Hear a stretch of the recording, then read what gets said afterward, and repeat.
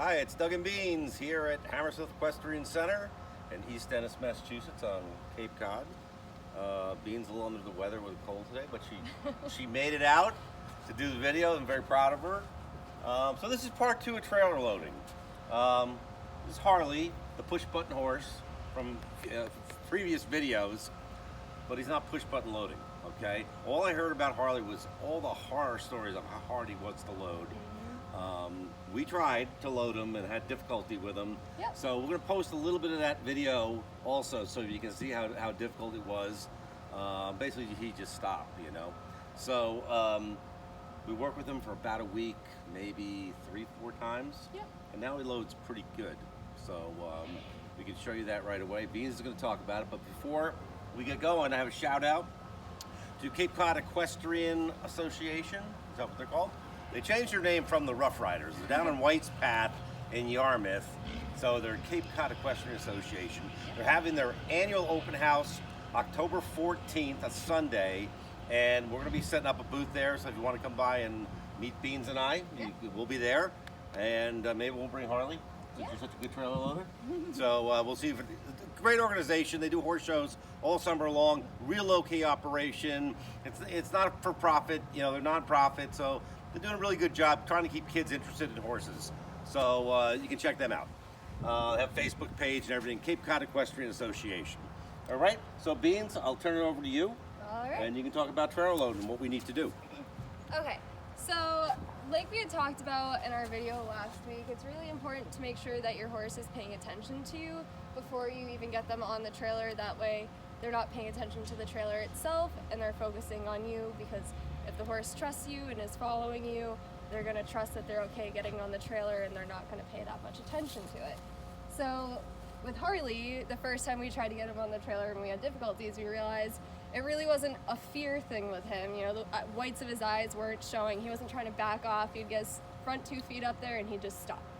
So it was obviously just a mental block of, this is not worth my time and I don't want to do it. So with that, we really had to focus on, all right, let's get his attention. And the first time I worked with him, I was lunging him and he was looking outside of the circle. He wasn't looking in. So with him, it was really a battle of, okay, I'm old, I'm stubborn, I don't want to do it, so I'm not going to pay attention to you and then I won't have to. So throughout the week, because I wasn't here, Doug worked with him and got him really paying attention and focusing.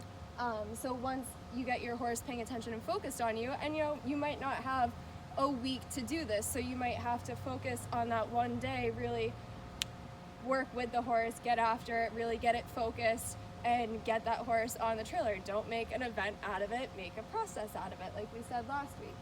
So Doug was doing a lot of work this week with just getting Harley between him and the trailer, getting him to focus on Doug instead of the trailer, and now he walks right on, no problem. The other thing is it's really a 1 to 2 person process, 2 people, because you need someone behind you to put the rear bar up behind the horse once the horse is on the trailer. But getting the horse on is really a 1 person process. We even ran, you know, the more people that are around, the less focused the horse is going to be, the more distraction there is for the horse, the more distraction there is for you, and it's just going to make the whole process a lot more difficult. You want the least amount of distraction as possible so your horse can focus on you and the process and it doesn't become a huge event. You want to show them? You want to show Harley go in? Okay, Yeah. so I'll move it around.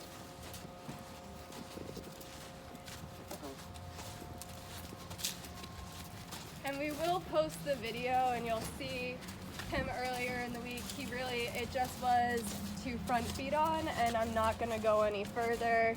Pressure definitely wasn't working with him, which we had talked about last week, is you really don't want to have to pull your horse on the trailer, because the more you put pressure on them, the more they might get nervous about it or get scared and want to back right off the trailer immediately or not even approach the trailer. So for Harley, it was really making him willing to follow and willing to get on that trailer, because he was a horse, especially, that you were not going to push on the trailer. You weren't going to get someone behind him with a broomstick or something getting him on there, because he was just not going. It had to be him and the 1 person, him and Doug, working together, focusing and getting up on that trailer. And now you can see he's up on the trailer. He has one of his back feet relaxed and he's just hanging out in there, and Doug's just patting his face and very calm, no worries there. And then the other thing to focus on is backing the horse out. You really want to let the horse back themselves out and just be there to guide them in which direction they need to go. If you force a horse out of the trailer, they're more likely to slip.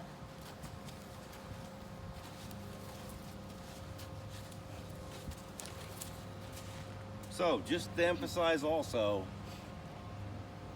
you know, nothing creates a bigger crowd than someone having difficulty loading a horse, okay? And the last thing you need is another person helping you. Beans is right, you need two people, someone's got to put the bar up, right? But in terms of the person responsible and the person loading, if it's not one person, it's never going to be consistent. Sure, the first time we loaded him, we could have got somebody behind him with a lunge whip, we could have pulled him the rest of the way up the ramp, but he's never going to become comfortable with him. We want him to be comfortable so we can take him somewhere. Yeah. Trail ride, and then get him back on when we're done, and we're not having anxiety over it. You know, so that's why, and Beans had mentioned, like, well, maybe you don't have time to load the horse or learn, you know, to work with the, make the time, okay? Harley had the worst reputation of any horse I've known about trailer loading, and it took us a week to do it, you know? So I don't think that's an unreasonable period of time. And it's all about you. It's your timing and how confident you are and how patient you are. All right, that's what you got to do, and any horse will load. There's no such thing as a bad loading horse. So, Beans, you have anything to add?